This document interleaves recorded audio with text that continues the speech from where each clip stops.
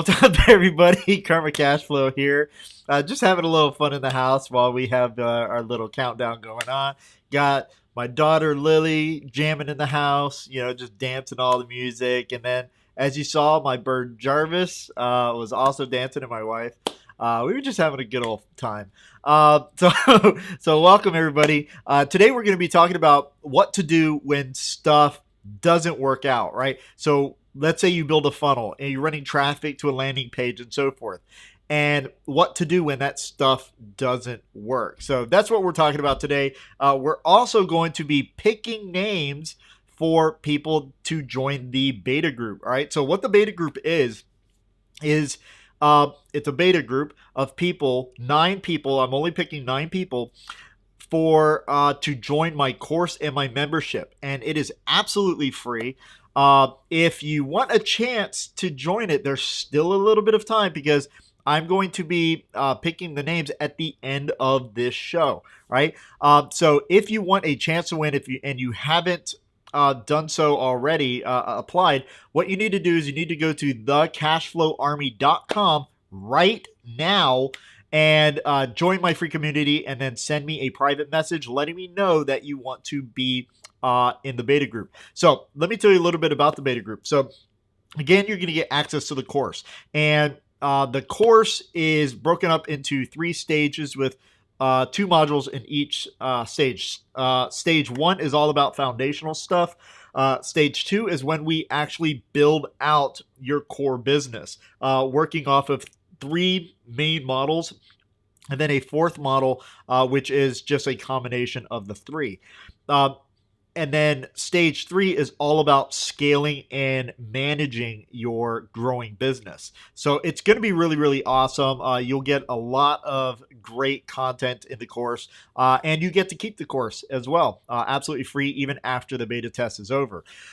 You'll get access to the membership area. So we have a private community where we can discuss everything in the membership, and we call the membership the Officers Academy. You'll get weekly Q&As with me. They'll be on Zoom calls where you can ask any question you want. You'll also get access to all those recordings. We'll have monthly Q&As, not monthly Q&As, monthly hot seats, where we pick 1 or 2 members, stick them in a hot seat, and really deep dive into their business. Though I always love doing hot seats. They're really awesome. I started with hot seats in a mastermind group that I was a part of years ago, and I loved it. And every mastermind group that I've ever been in, we've done hot seats.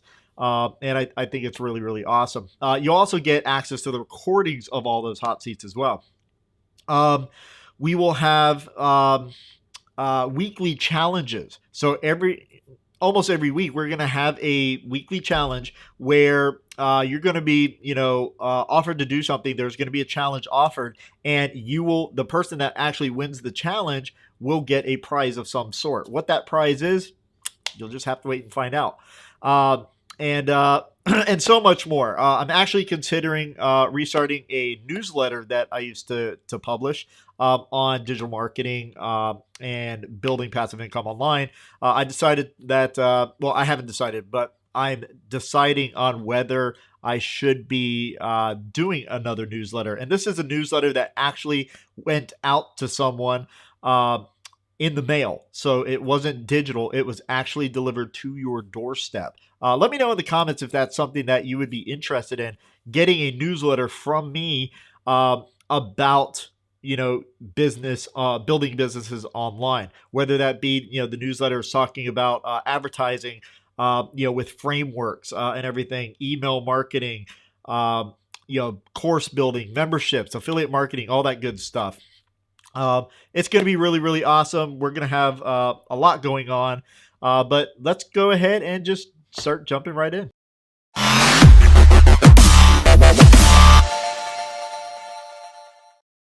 All right, so let me welcome some people in here. We've got Consultant Blind Guy, as always. It is a pleasure. Let me turn actually my sound down. Jen Games, always great. Thanks for being here. MMM Tutorials says coffee. All right, I'm going to do the whole coffee thing. Ravens Video 1 also is saying coffee. Let's see. We've got, of course, my wife, Beth, in the house. How's it going, sweetie? Thanks for being on the show. Let's see. There's a lot of chats going on, so I might have to scroll here. Sue in the house. How's it going, Sue? Thank you for being here. We've got Salima and Peasant Uprising and so many more watching this, whether it be live or on the replay. I really appreciate that. If you get any value from my videos, please go ahead, hit that like button. Let me know that you are getting some value. All right, so that was, the big announcement is that today we're doing the live contest. And let me show you what we're actually going to be utilizing. So I've got people's names here in wheelofnames.com. And I'm going to be choosing the winners utilizing this particular website. And the reason that I wanted to do that is because it makes it fair for everybody. It picks randomly. And I didn't want any biasness toward anybody. I wanted to give every single person a fighting chance, and I decided, well, you know what, I'm going to go ahead, throw their names in here. My good friend Pat Flynn has used this before, and I think it's awesome. And that's what we're going to use. It's going to be really cool. So let's talk about what I worked on yesterday. This is kind of a section where I talk about things that I worked on so that you can see, what I'm doing in my own business and businesses. So yesterday, of course, I was writing a lot more outlines for videos. I have like everything, main outline, like the actual videos that I'm going to be talking about. But now I'm going in and doing a lot more writing on what I'm going to be talking about in those videos. So, a lot of outlining going on. I also filmed and edited and uploaded quite a few videos yesterday to the membership platform, to the online platform, which I use Thinkific for that. And I uploaded the videos. I uploaded the audios as well. So with the videos, I don't like doing just one type of media. I like to do a lot of different types of media. So I put up the videos. I stripped out the audio from those videos so that they can be downloaded, put on it, on your phone, MP3 player, whatever, so that you can listen to it in the car or on the move. So every video has an accompanying audio with it. That again, it's just stripped out audio. And then there is written text, so a transcription of everything that is said and spoken in the videos. I think that this is a really good way for people. Some people are readers, some people like to listen, some people like to watch videos. So I split it up that way. I worked on all that yesterday and did a little bit of client work, not too much client work yesterday. I pretty much was just working on my own stuff. And that's pretty much all I did yesterday. It took a lot of time writing the outlines. And I think yesterday, I don't remember what the word count was for all of my stuff. I think it was somewhere around the neighborhood of 9,200 words yesterday. So I write a lot, as you can see, but it's worth it in the end. So let's talk about what to do when your stuff isn't working, right? This is something that, I get a lot of questions about. Oh, my ads aren't working, or my landing page isn't converting, all this stuff, what to do. So I put together, just a couple of things, a couple of ideas on what to be looking at when your stuff's not working. All right. So first off, before we get into that, I need you to really understand that for you to really know what is going wrong in your business, you need to have some sort of analytics to be able to look at. So I recommend that you install analytic code, whether that be Facebook Pixel, Google Analytics, or others, on every single page and everything that you do. you need to have that analytic code. So what I generally do is whatever analytics piece of code that I have, Facebook Pixel, Google Analytics, and a few others, I put it all into Google Tag Manager. So I'm actually going to show you Google Tag Manager right now, and just kind of show you just kind of how easy it is. Where is Google Tag Manager? Give me 1 second. There it is. Boop. All right, so let me share my screen here. So as you can see, there's a lot of different businesses. So let me just go here to Current Cash Flow real quick, right? And this is what I utilize. Oh, you can't even see me. Hold on. Give me 1 second, guys. There we go. All right, so this is where I'm going to create any tags that I need. So I can come over here, add a new tag. I'm going to title this tag, I don't know, Facebook Pixel. And I'm going to put a number 2 there as well. All right. I'm going to click on this tag configuration. And with the Google Pixel, right, there's really no big option for it. This is a lot of different codes that you can use, right? So we have LinkedIn Insights. We have Ad Advisor. We have Quora Pixel. We've got all this different stuff. Well, for Google Pixel, what I would do is I would put in a custom HTML, and I would put the code in here, right? And then for the trigger, I'm going to click on all pages so that it's in every single page of my website, of my landing pages, everything that I'm going to do, right? I put that code in there. Well, I just stick some numbers in here. Click save, right?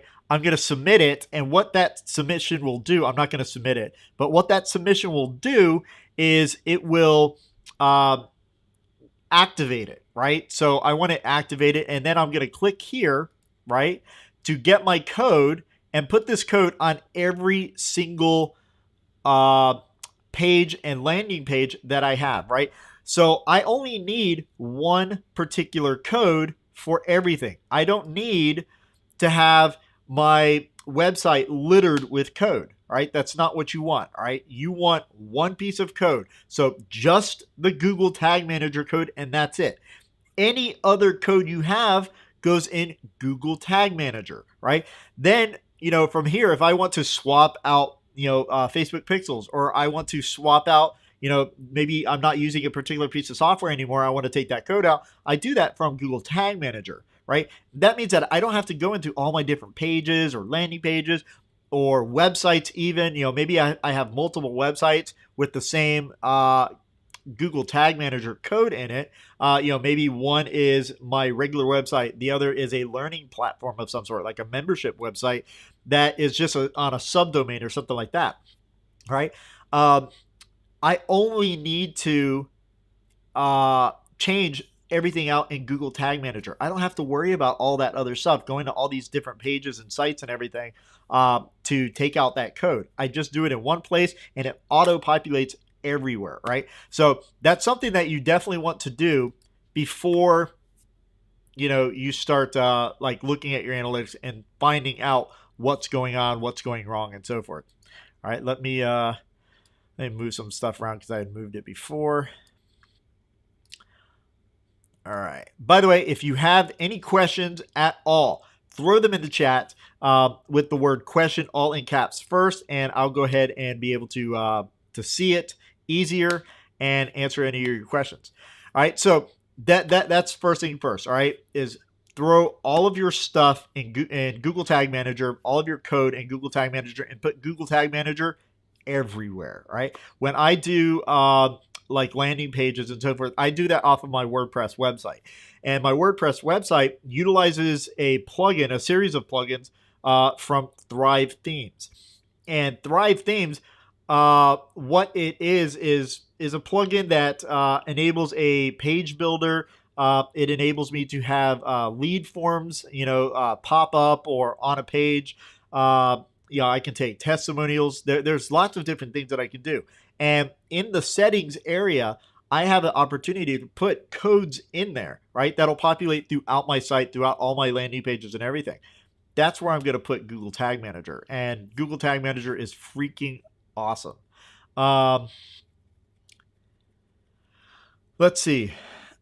I saw a question come in here. Let me just find it.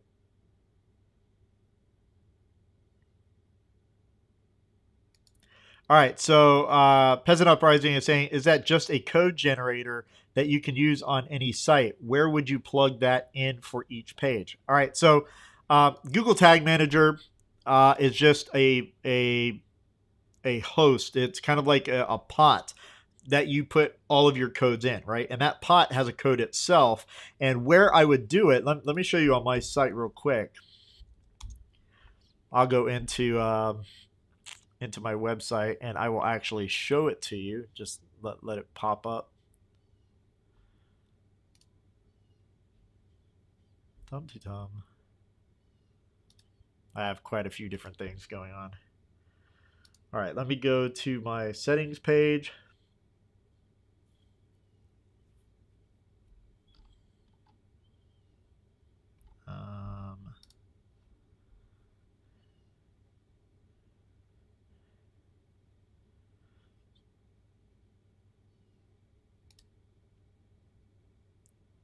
Okay, so let me go ahead and share my screen. All right, so this is what I use. I utilize Thrive themes, as you can see here. And all I'm going to do is scroll down to analytics and scripts, right? And I believe I have a couple different scripts here that I haven't put into Google Tag Manager yet. But you'll see I have Google Tag Manager here and Google Tag Manager here because there's two pieces of code. One that goes into the head script and then one that goes into the body script, right? And that's really all you need. The only reason that Google AdSense is here and Pinterest is here is I just haven't put them in Google Tag Manager yet. Pinterest I had. The Pinterest script I had put into Google Tag Manager, but there was something weird. It wasn't activating when I would go to a page. So I'm trying to work out a problem. That's the reason that's there, is because it wasn't firing when I put it in Google Tag Manager, which is very unusual, by the way. And Google AdSense, I just haven't had time to go ahead and throw that into Google Tag Manager yet. But that's it. All right, I click Add New. I put in the script here. I put in the placement. Maybe I label it, and I go. I want it in my theme, throughout all my themes, and also in my landing pages. I click Continue, and it's done. It's automatically populated through every single one of my pages and landing pages on my website, right? So that's what I utilize. It's really awesome, and I use it for just about everything.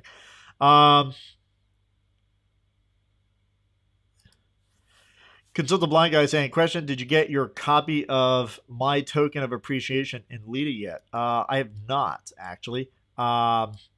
But actually, for the past 2 days, I actually haven't even been in the Lita group. I've had so much going on that I haven't even been in there. And I haven't even looked at the emails the past 2 days as well. So I'll take a look at it today and see. All right. So, yeah, President Uprising saying, sweet, thanks for the info. You bet, buddy. You bet. All right. So let's talk about ads, all right? Because a lot of times that's where all of your traffic is going to start, right? So you throw up an ad, it's going to your landing page for a particular lead magnet or something like that, and you're not seeing the results that you want, right? There's only ever going to be 3 problems with your ad, right? First problem is you're going to have to fix your audience, all right? Your targeting is not correct. So maybe you have a business where you teach mothers how to grow vertical gardens in apartments, right? And you're putting out these ads, but instead of targeting the right people that you want, you might be targeting people that are only interested in horses. All right, just giving a huge random example here, but that would be one of the reasons why your ad is not working. So you really have to go in and dig deep to make sure that you are targeting the right people. Now, saying that, I do not mean that you want to go in and go super, super, super detailed targeting, right? You don't want to target, mothers that do vertical gardening in apartments, all right? You don't want to go that deep. You want to go, maybe women that live in an apartment. That's it, right? And you want to go a little bit deep, but not too deep. And the reason for that is it doesn't give the YouTube algorithm enough opportunities to show your ads to different people that might be interested in. You have to trust the algorithm, right? And I'm specifically talking about Facebook, Twitter, all the social platforms that we're going to advertise on. I'm not talking about banner ads or anything like that. But let's just take Facebook, right? You have to trust the algorithm to do its job, and you have to give it, a wide range so that it can go out and find the people that you want to target, right? The way that you might want to narrow it down is in your actual ad copy itself. And that's number 2, is fix the copy. So the copy is the words that you use. Doesn't necessarily mean the actual words on the page. It could be the words that you speak in a video, right? So maybe you're doing a video ad and it's just a video, almost no text, maybe a headline and a video, right? The copy is what you're saying. And the copy is meant to do one thing and one thing only. Get them to click on the ad for whatever reason. Maybe you just want them to click the ad that goes over to your Facebook page in order to like your Facebook page. You want to build up your audience there. Or maybe it goes over to a video on your YouTube channel. Whatever that case is, you want to get them to click that ad. There's no point, in my opinion, there's no point in having and running ads if it's not going anywhere. And I've seen people do this, right? There's only been, from just the top of my head, 2 people that I know of that have actually made, very big businesses out of putting ads out there and not actually asking them to do anything. Just, hey, here's a video of mine, watch this, right? And that's it. It's a video ad and just gets people to watch it, provides value, and asks them to do nothing, right? But very few people will be able to do that, right? You'll just literally waste a ton of your ad spend. And that, wasting ad spend, wasting your money in ads is rampant in our market, right? People lose money constantly. So you need to fix your copy, whatever that is, right? If it's a text ad, maybe with an image or something like that, you need to really understand your audience well enough that you can write an ad or have someone write an ad that will really call and pull that person towards you, right? And get them to make that click. So that's number 2 is, number 1 was fix your audience. Number 2 is fix your copy. Number 3 is fix your image or your video itself, right? So if I'm running a text ad that has an image, maybe that image isn't working, right? It's not attracting people for whatever reason. When I do an ad, I might do an ad, one campaign with like maybe 10 different ad sets targeting different audiences. And inside each ad set, there might be 3 ads with 3 different copies. And each of the copies might have 4 to 6 different pictures associated with it, right? So I'm putting out, wow, that's really loud. Grass guys are here again. I do a lot of ads, right? When I put an ad out, even if I'm only running $5 a day, right? There might be 30 ads that, YouTube or not YouTube, Facebook or Twitter or whatever is actually, trying to figure out which one is working, because I need that algorithm to look at all these ads, show it to a whole bunch of different audiences, and so I can see what is working. Can you all hear that? Let me know in the chat if you can hear that. The guy's like literally right outside the door with the leaf blower blowing all the leaves and stuff away. really loud. And that's it, right? That's the only three things of the reasons why your ads are not working. It's simple, right? It's the audience, it's the copy, or it's the image, right? Or what we call the creative, right? That's literally it. So if you're not getting traffic to your landing page and you're running the ads, that's it. There's only three things that could be wrong, right? And that's it, right? Now, what happens when that landing page or the ads are working? You're getting good click-through rates. You're getting, a lot of engagement, maybe people liking it, sharing it, commenting on that ad. The ad's running really, really well. But you're driving that ad to a landing page, and that landing page isn't converting, right? It's not getting the opt-ins or anything like that, right? There's really only two reasons that landing page isn't working. Number one, it's the copy, right? What is being said on the page? Maybe it's a headline that isn't calling out to the audience. Maybe there's some sort of disconnect there where you're talking about one thing in your ad and you're saying something completely different on the landing page, right? Maybe I actually made this mistake once because I connected it to the wrong landing page, and I was trying to figure out why my landing page wasn't converting. Well, the landing page or the ad was talking about how to lose a ton of weight doing jiu-jitsu, right? I was marketing for a jiu-jitsu school, advertising for a jiu-jitsu school. And the ad was talking about how you could burn up to 1,000 calories in one single jiu-jitsu training session, right? Much more than running or, going to the gym or anything like that. Like you can lose incredible weight doing jiu-jitsu. And so I wrote this ad talking about how you can lose weight and everything. And I had to be so creative with how I wrote it because Facebook really doesn't like dealing with weight loss type ads. So I had to be really creative. And the ad was just blowing it out of the water.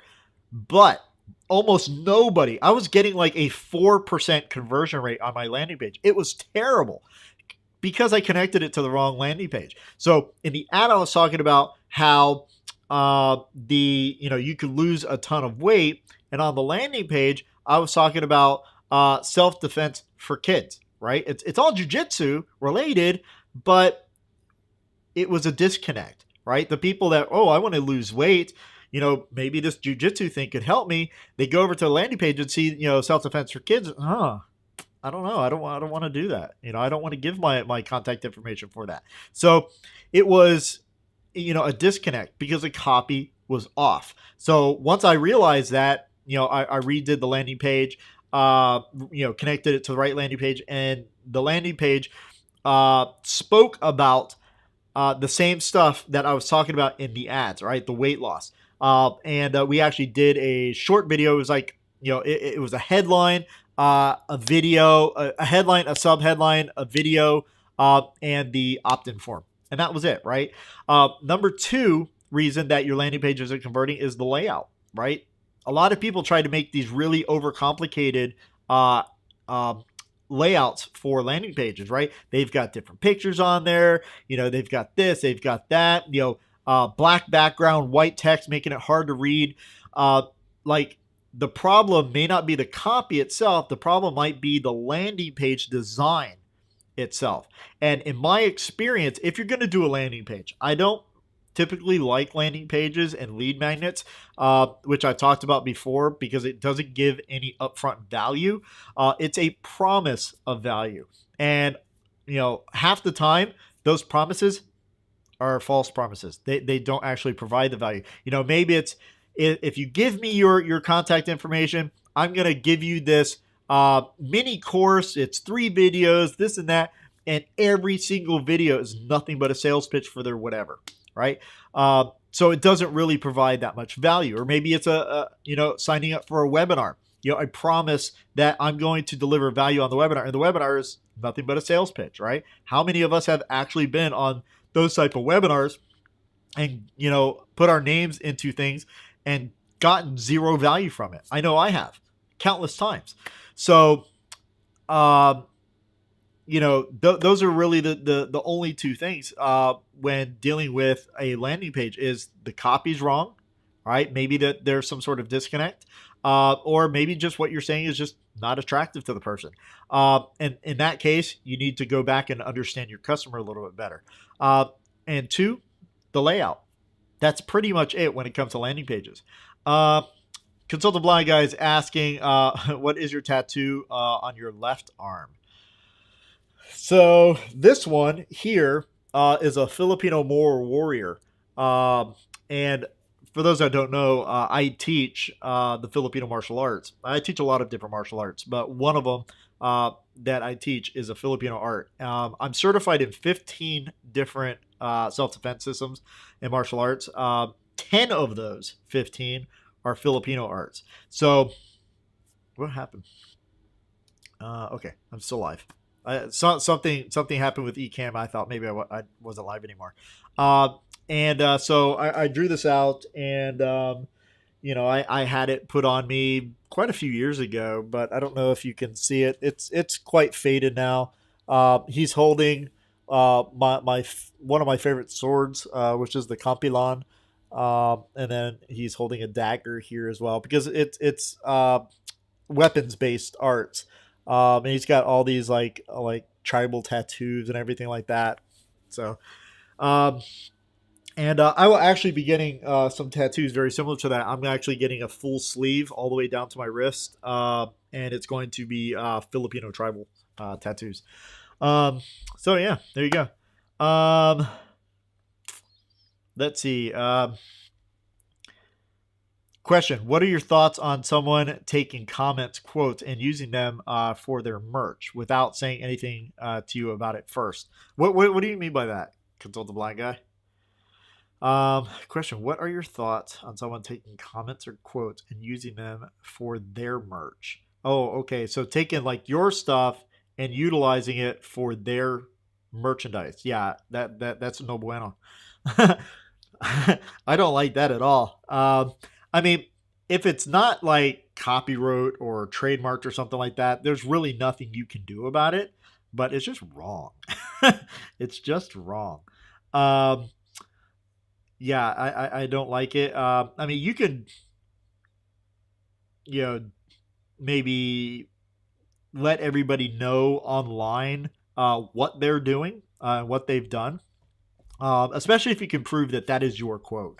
Like if you said something randomly, like on a live stream or something, you're, oh, that's really good, I'm going to write that down, and you're using that quote, and you can go back and say, look, like I came up with this on the fly here. Maybe you have a shot at doing something, with them online, calling them out online or something like that. I don't know. I would probably just leave it alone, honestly. Like, that's just me.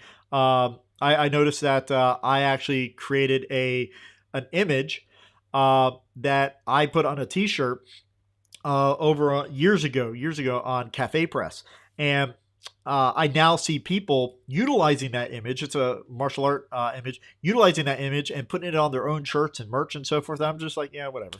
Yeah, and I make it very apparent to them that, hey, that's my work. I created that. I have the Photoshop file of it. I even have the I did a video of it, so it would like screen capture everything that I was doing. I could maybe do something legally, whatever, but I'm just whatever. Let them use it. Let's see. Best resource or technique you would recommend for women's self-defense? There's really two things that I would recommend for women to learn. A good physical self-defense system, something like Gracie Jiu-Jitsu, and some sort of weapons-based training as well. And then two, you have to find a school that talks about the emotional and psychological effects of self-defense, right? How to de-escalate a situation before it ever gets physical, how to read certain pre-contact cues to see when a person, might be, a threat of some sort. They'll talk about the color codes of awareness, I'm not going to get into the color codes of awareness, but uh, they want to talk about awareness. They want to talk about de-escalation and even the aftermath of a violent encounter, right? How to assess yourself, how to deal with medical management, how to, let's say you get stabbed. How do you deal with that? Or someone else gets stabbed, someone you care about, or someone you don't even know. They get stabbed and the guy runs away. How to manage that attack, how to defend yourself legally in a court of law. So you need to have some sort of verbal articulation on explaining why you took this action. So maybe I was attacked, and in the attack, just defending myself, I may have ended this person's life, maybe on accident, maybe on purpose, because they wouldn't stop, whatever. I have to be able to articulate my actions in a court of law. And if I can't do that, I will probably go to jail, right? So you need to find really good resources in a school that will talk about all that stuff. It's not just about punching and kicking. In fact, the arts that I do, like I've done countless arts, and I've done punching, kicking, elbows, knees, all that good stuff. But generally what I do is I practice Gracie Jiu-Jitsu, so I don't have to throw a punch or kick or anything like that, right? I can take the person to the ground, submit them, and maybe I pass them out or something like that, and I don't have to hurt them to stop them. And then I also, deal a lot with weapons-based, so I know how to deal with a weapon, a knife, gun, all that stuff, and I know how to utilize those things as well. Resources I would recommend. Going to like Common Jiu-Jitsu Online. I'll actually put that in the chat.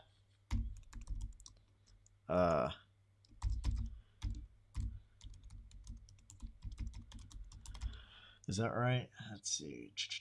All right, so I'm going to throw a link in the chat, commonjiu-jitsuonline.com, and it's a fantastic resource for learning jiu-jitsu, and it's actually our site. Where you're going to run through, basic curriculum of jiu-jitsu, which is all self-defense based. It's not sport based or anything like that. And it's fantastic. We're constantly uploading material to it. So, and then find a school that deals with all that other stuff. Hope that helps.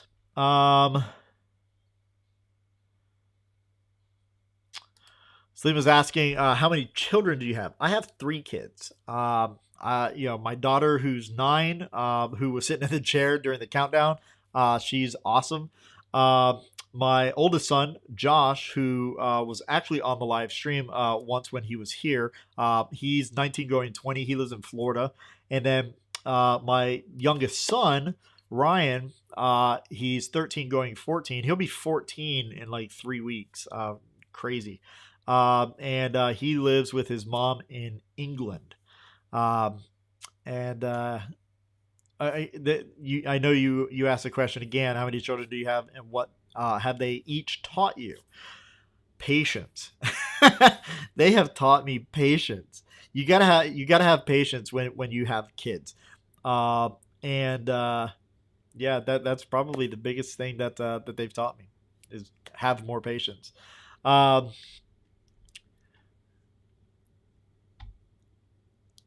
Oh, Martin, dude, no problem.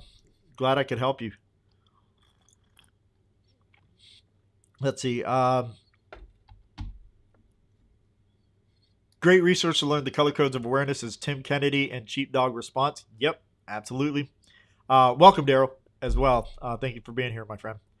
By the way, if you haven't realized, in just a few minutes, we're going to be going over the Wheel of Names, where I'm going to be picking 9 members for our beta group. So if you want to get in, there's still a few minutes left, and you haven't done so already, you can go to thecashflowarmy.com, join my free community real quick, and send me a private message letting me know that you want to be in the beta group, right?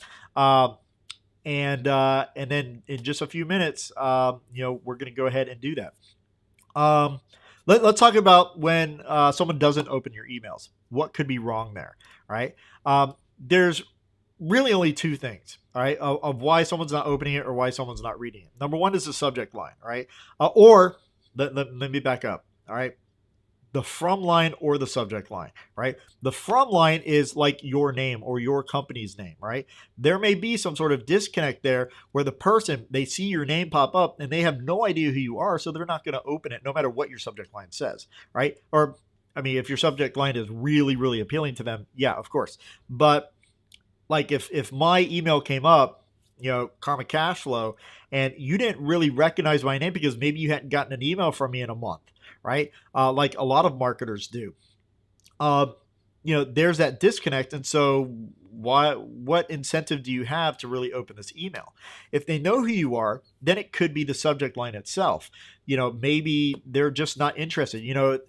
Your subject line could be, make $1 million with affiliate marketing, but they believe that affiliate marketing is crap. You can't make money from it. And they're like, no, it's about affiliate marketing. I don't want to open it, right?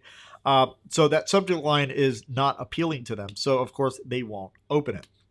The next is your copy that's in the actual email. So let's say you get it open, right? That's step one, is getting that email open. Step two is getting them to actually read the email. If the email is boring and dry, or it's just a sales pitch, and a person can tell like right off the bat if it's going to be a sales pitch or not, your copy is wrong, right? You want to give value in every single email. Even if that email is in a countdown sequence, it's the deadline, this sale is going to close, whatever, you still got to provide some value. It can't just be, hey, go here, countdown is at 13 minutes, before the sale ends. Get there now, bye. Like, no one wants to read that crap. I know I don't. And so you really have to fix your copy, right? Get them to actually read what you're saying. And if you're always providing value, it doesn't really matter if you're making a little tiny sales pitch at the end of every single email, right? If you write in an email, you tell a story about how you connected with your wife, right? Or your husband.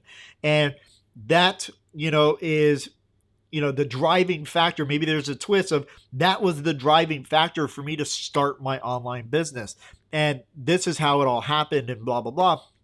And, you're providing value. People are interested. You're providing value. And then at the end say, hey, you know what? I've taken all this stuff that I've learned, rolled it into a course. If you want to go check that out, here's the link.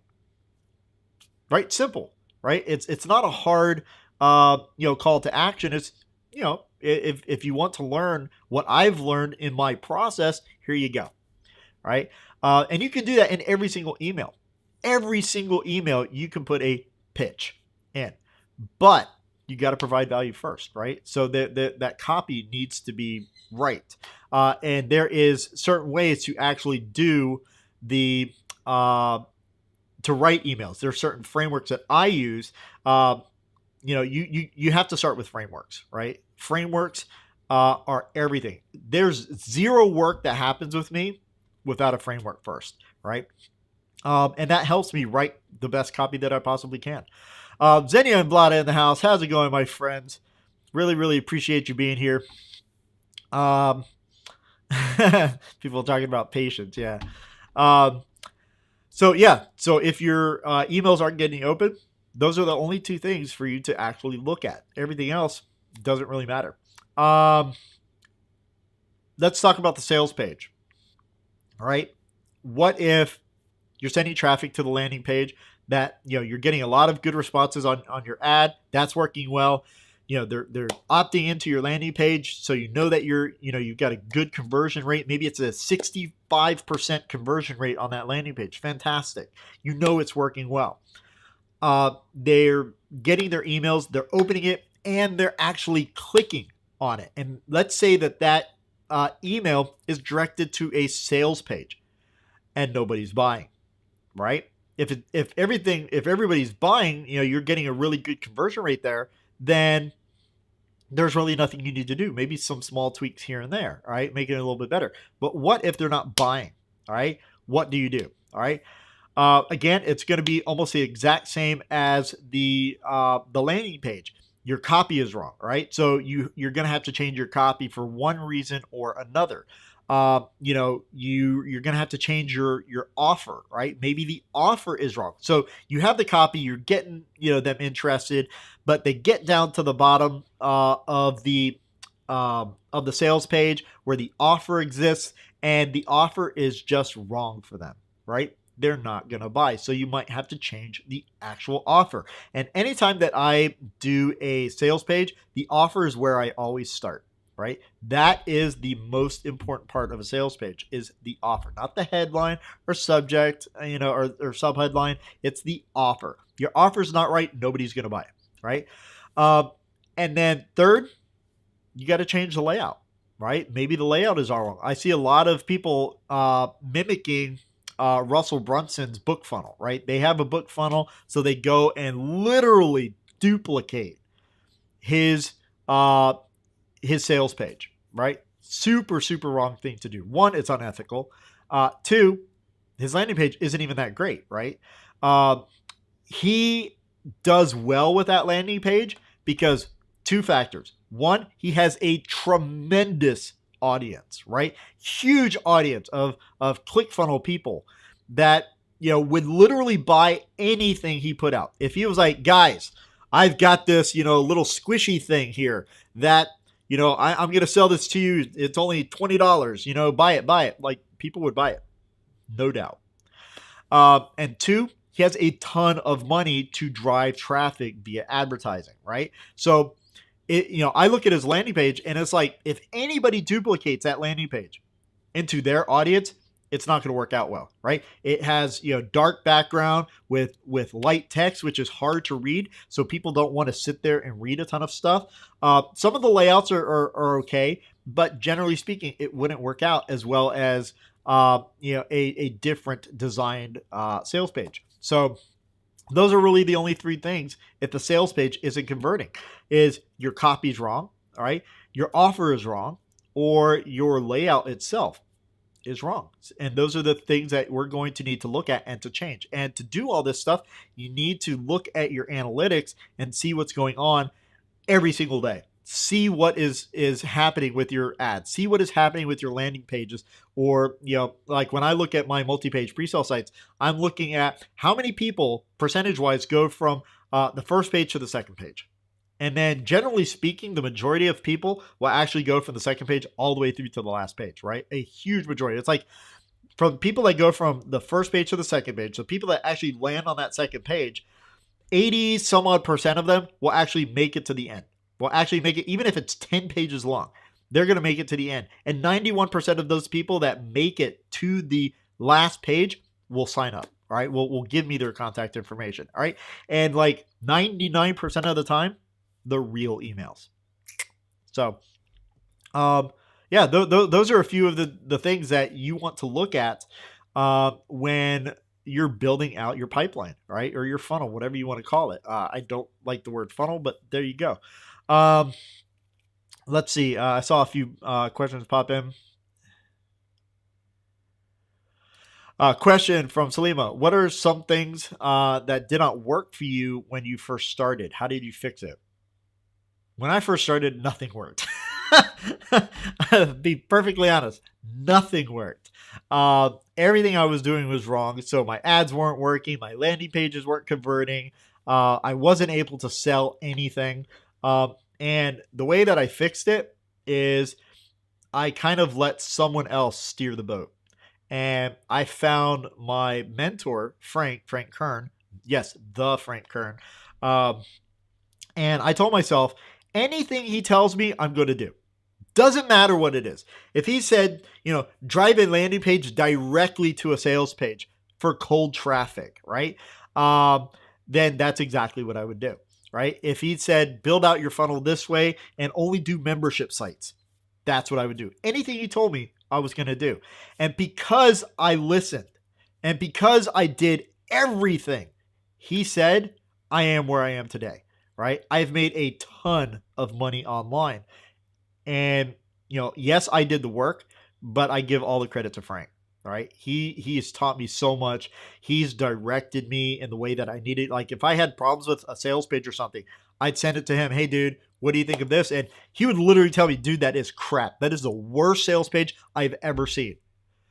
And I'd go back to the drawing board. Let me, start over. Let me, understand my audience a little bit better. Let me, change the headline. Let me do this and let me do that. And then send it again. Yeah, it's a little bit better, but it could be better here. Here's what I would do. And I'd go do it. And then things would start working. But it was because I had a mentor.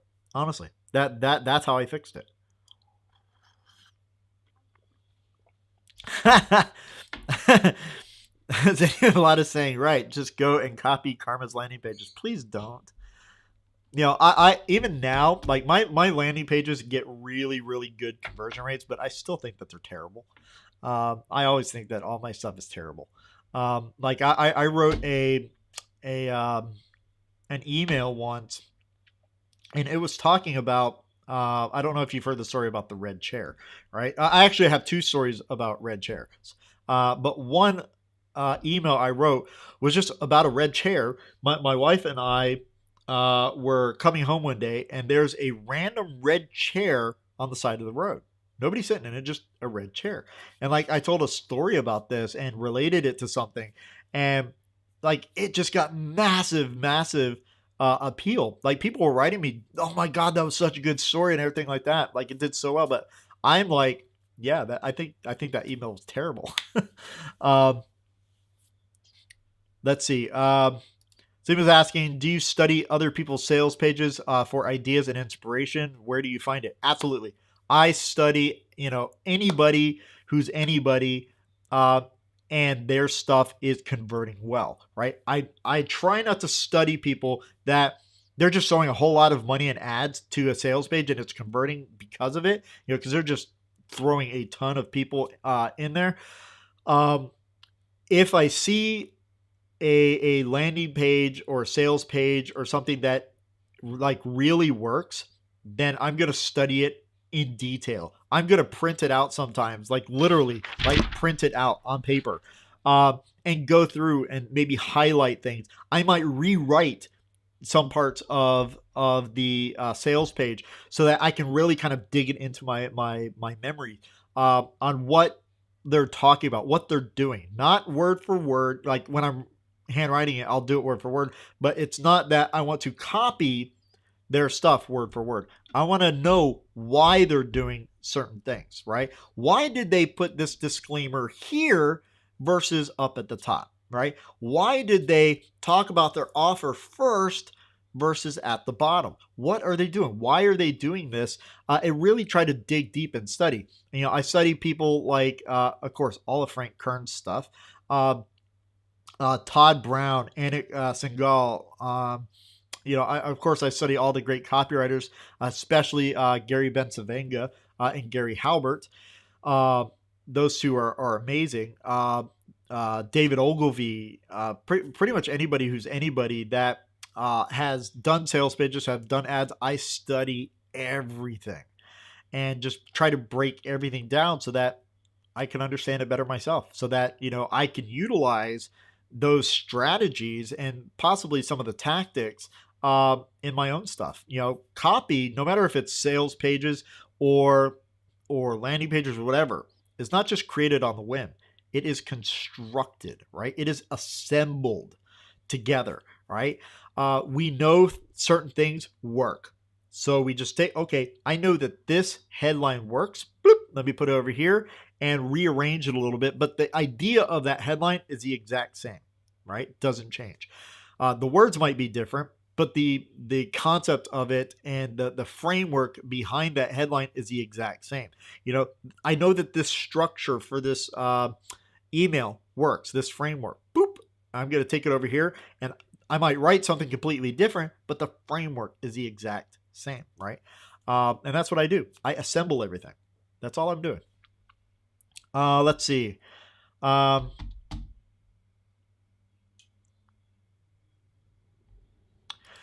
Good question, Peasant Uprising. How did you discover what you could sell as an online product? Honestly, trial and error and asking my audience what they want. That's how it all came down. Like when I first started, I was writing like landing pages and all this stuff. Nothing was really converting. And I was asking my audience at the time, like people that did give me their emails, what they wanted. And a lot of people told me that they wanted a book on this particular topic. And so I went out of my way to write a book on exactly what they wanted.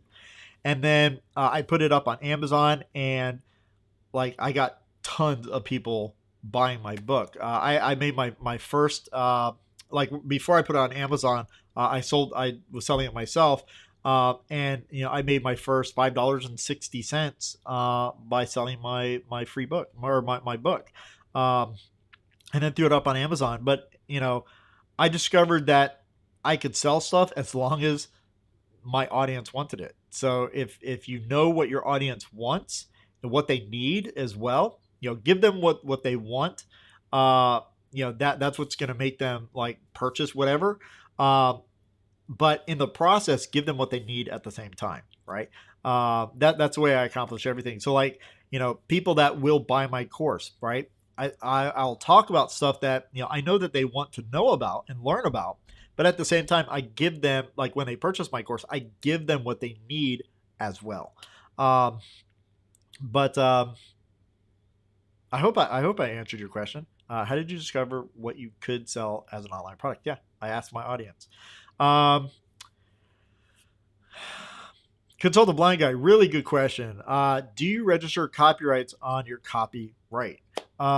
So sometimes yes, I will copyright my copy, but generally speaking, I don't.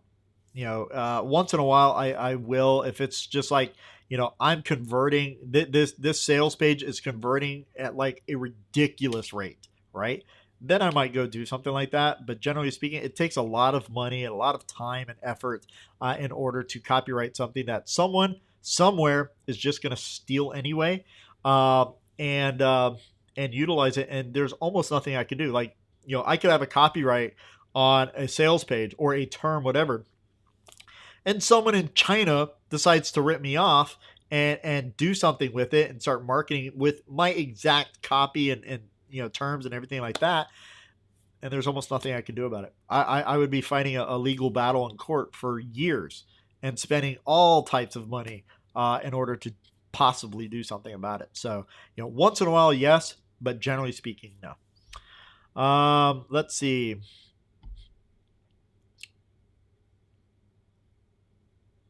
Good question. Let's see. I know that there is a couple more questions. I'm gonna answer just two more questions before we get to the wheel. So where did that one question I just had? Good question from Salima. When is your next live stream after today? How about we do one tomorrow? Will that work for you? Yeah.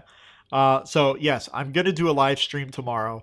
And I don't know how long it will be, the live stream, but I'm going to talk about tomorrow. I'm going to talk about my plans for future live streaming.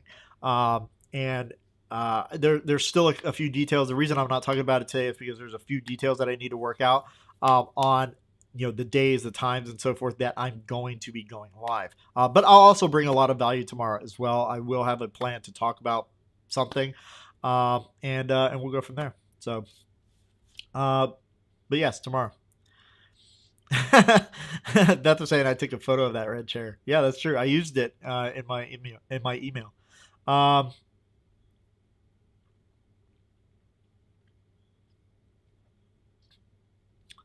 Let's see. I thought I saw another one. No, I guess not. All right. So, are you guys ready?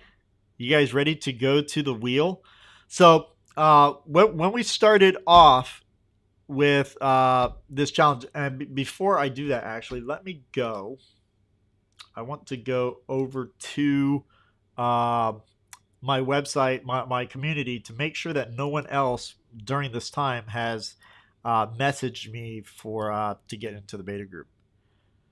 Nope, no one else. All right, so we're good.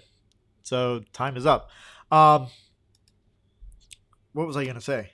I forgot. Let's just go ahead and get to the wheel. All right, shall we?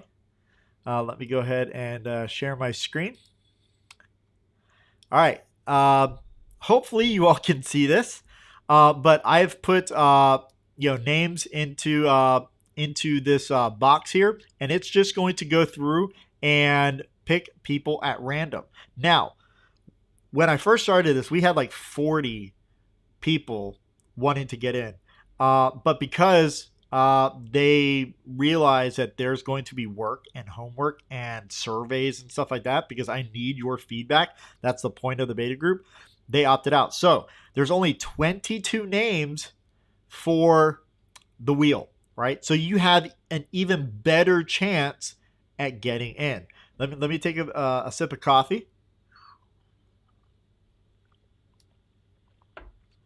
Move some things around. All right. You guys ready? Let's do this. All right, so this is the way it's going to work. I'm going to spin the wheel. It's going to choose a winner at random, and then I will remove that name from the list so that we could go with the next person. All right, let me get my my notepad out here so that I can jot down all the names. And let's do this. All right, let's spin. I'm excited. So, first name on is, do it, Jameen. Awesome. Congratulations. I am so happy. Let me do an applause in here. Let's see. All right, so Jameen, you have entered into the beta group. Congratulations. That is so awesome. All right, so name gone. Now I'm going to spin again for number 2. All right, let's do this. This is exciting. I love doing this. Looks like Ryan. Awesome, dude. They actually put in their name yesterday. That's awesome. Congratulations, Ryan. All right, number 3. Coming up. Hey, Scully House of Thrillers. How's it going, my friend? Jen Games. Look at that. Woohoo. It's really funny. Yesterday, I had tested this like quite a few times, like 5-6 times. And every single time, your name came up. That's awesome. Congratulations, Jen. Jen Games. And I keep saying Jen Games 99. I'm gonna write that down. All right, let's go ahead and remove your name because you are in. All right, so that's let's see, 1, 2, 3. Give me 1 second, dude. I am so excited here. Yes, way.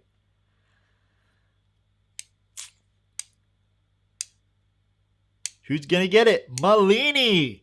Awesome. Malini, congratulations. Let me do this little applause thing here. Woohoo. All right. Congratulations, Malini. Let's go ahead and remove your name so everybody else can get in there. So that was number 4. Number 5. Who's going to be number 5? Who's going to get it?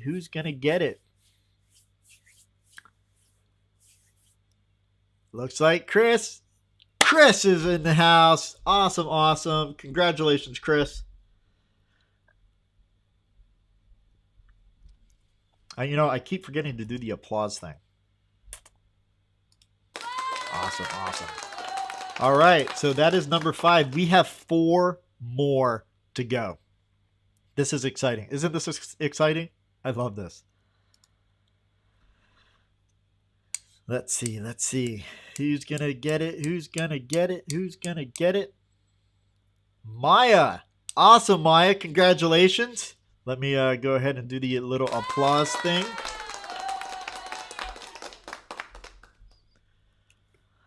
Whew. My heart's thumping. You would think that my name was on here, but, because I'm so excited. All right. Well, congratulations, everybody. Got 3 more to go. Will you be the one? Let's see.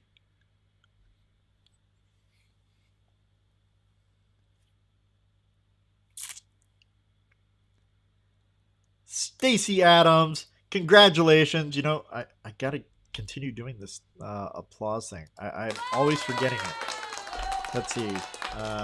Stacy Adams. All right. Congratulations, Stacy. And let's spin again. See what happens. See what happens. Ellen Gregg. Awesome.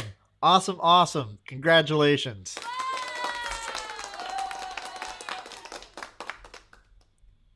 Let me write all this down. And then remove your name. Guys, this is the last one.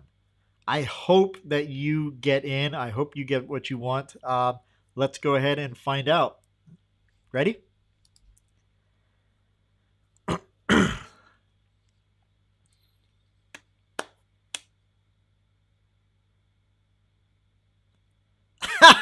My good friend Rap and Combat. Awesome, awesome. So that's it, guys. Congratulations to everybody. Really, really appreciate everybody for being here. And for everybody, Jameen, Ryan, Jen Games, Malini, Chris, Maya, Stacy, Ellen, and Rapping Combat, Ernest. Dude, it is such a pleasure to be working with you. You will be getting an email from me later today, so look out for it. And I welcome you into the beta group. So that's all I've got for you guys today. I really, really appreciate you all being here with me today. And we will catch you tomorrow. So see you tomorrow, same time, same place. Peace.